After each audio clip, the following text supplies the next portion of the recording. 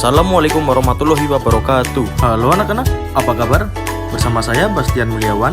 Hari ini kita akan belajar tentang alat pencernaan manusia. Berikut adalah gambaran organ pencernaan manusia. Yang pertama, mulut. Mulut adalah organ pencernaan yang pertama, bertugas dalam proses pencernaan makanan. Fungsi utama mulut adalah untuk menghancurkan makanan, sehingga ukurannya cukup lebih kecil untuk dapat ditelan ke dalam perut. Proses pencernaan dimulai sejak makanan masuk ke dalam mulut. Di dalam mulut terdapat alat-alat yang membantu dalam proses pencernaan. Bagian alat-alat pencernaan di mulut adalah gigi, lidah, dan kelenjar ludah atau air liur. Di dalam rongga mulut terjadi proses pencernaan makanan secara mekanik dan kimiawi. Proses pencernaan mekanik adalah pencernaan yang dilakukan di dalam mulut dengan cara mengunyah makanan yang dibantu oleh gigi dan lidah. Proses pencernaan kimiawi adalah pencernaan di dalam mulut yang dibantu oleh kelenjar ludah yang menghasilkan enzim amilase untuk mengubah zat pati menjadi gula. Gigi berfungsi untuk menghaluskan makanan, maka gigi dan lidah berfungsi sebagai pencernaan mekanik dalam mulut. Tulang gigi terbuat dari dentin yang tersusun dari kalsium karbonat. Gigi membantu enzim-enzim pencernaan agar makanan dapat dicerna dengan efisien dan cepat. Lidah pada sistem pencernaan berfungsi untuk membantu mengunyah dan menelan makanan menuju kerongkongan, mengatur posisi makanan agar dapat dikunyah oleh gigi, dan membantu dalam menelan makanan. Lidah tersusun atas otot lurik yang permukaannya dilapisi epitelum dengan banyak mengandung kelenjar lendir atau makosa. Di dalam mulut juga terdapat kelenjar ludah. Kelenjar ludah menghasilkan ludah atau air liur atau saliva. Ludah berfungsi untuk memudahkan penelanan makanan. Kerongkongan atau esofagus. Fungsi kerongkongan adalah sebagai saluran untuk memindahkan makanan dari mulut ke lambung.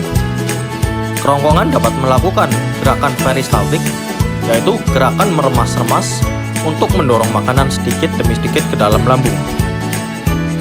Makanan di dalam kerongkongan hanya sekitar 6 detik. Bagian pangkal pada kerongkongan yang disebut dengan faring berotot lurik. Otot lurik pada kerongkongan yang bekerja secara sadar menurut kehendak kita dalam proses menelan. Lambung. Fungsi lambung adalah sebagai penghasil pepsinogen. Pepsinogen adalah bentuk yang belum aktif dari pepsin. Enzim pepsin ini berfungsi dalam mengubah molekul protein menjadi potongan-potongan protein.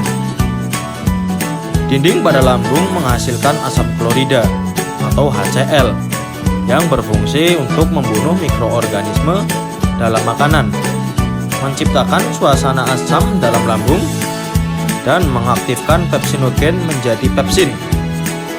Permukaan pada lambung mengeluarkan lendir yang memiliki fungsi untuk melindungi dinding lambung dari pepsin. Pada bayi, lambungnya menghasilkan 2 enzim, yaitu renin, yang memiliki fungsi untuk menggumbalkan protein susu, dan kasein atas bantuan kalsium dan lipase guna dalam memecah lemak dalam susu. Usus halus. Usus halus terbagi atas 3 bagian, yaitu usus 12 jari atau duodenum, usus kosong atau jejunum, dan usus penyerapan ileum. Pada usus 12 jari bermuara saluran getah pankreas dan saluran empedu. Usus besar atau intestinum crassum.